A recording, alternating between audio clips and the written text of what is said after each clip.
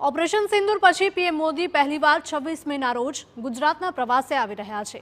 દાહોદમાં વડાપ્રધાન મોદી ગુજરાતના પહેલા રેલવે પ્રોડક્શન યુનિટનું ઉદ્ઘાટન કરવાના છે।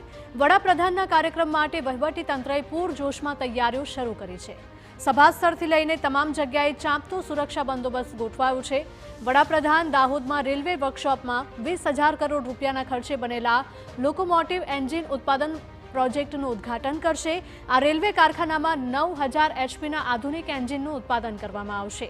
આ ઉપરાંત દાહોદ સ્માર્ટ સિટી, પોલીસ આવાસો, પાણી પુરવઠા વિભાગના વિકાસ કાર્યોનું પીએમ મોદીના હસ્તે લોકાર્પણ કરવામાં આવશે।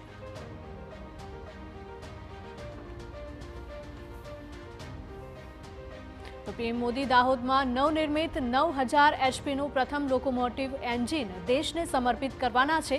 ત્યારે આ પ્રોજેક્ટની વિશેષતા પર નજર કરીએ તો આ પ્રોજેક્ટમાં અંદાજે 20,000 કરોડનો ખર્ચ થયો છે।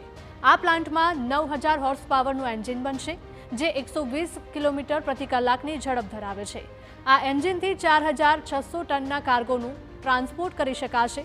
10 વર્ષમાં 1200 એન્જિન બનાવવાનો લક્ષ્યાંક છે, જ્યારે 1 વર્ષમાં 160 એન્જિન બનાવવાનું ટાર્ગેટ કરાયું છે। 4 એન્જિન હાલ તૈયાર થઈ રહ્યા છે। 5,800 ટનની ગાડીને ખેંચવા આ એન્જિન સક્ષમ છે। દરેક એન્જિન D9 તરીકે ઓળખાશે, જેમાં D એટલે દાહોદ અને 9 એટલે 9,000 હોર્સ પાવર। તો આ લગભગ 24,000 કરોડથી વધારેનું લોકાર્પણ અને ખાતમુહૂર્તના કામો દાહોદ ખાતે થવા માટે જઈ રહ્યા છે। એના ભાગરૂપે લગભગ 1 લાખથી વધારે લોકો અહીંયા માનનીય વડાપ્રધાન સાહેબને સાંભળવા માટે જોવા માટે આવી રહ્યા છે।